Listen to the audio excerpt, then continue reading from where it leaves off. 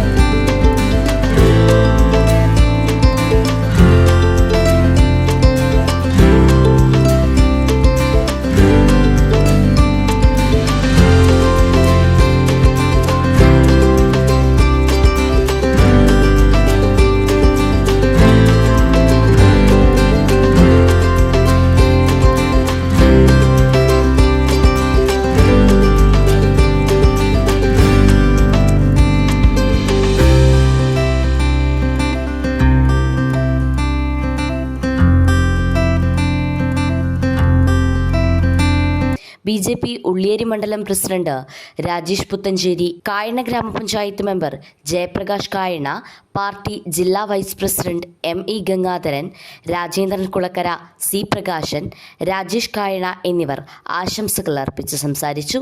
പഞ്ചായത്ത് സമിതി general secretary KK Sasi സ്വാഗതം പറഞ്ഞ ചടങ്ങിന് KM സന്തോഷ് നന്ദി പറഞ്ഞു. News bureau, media vision, Perambra.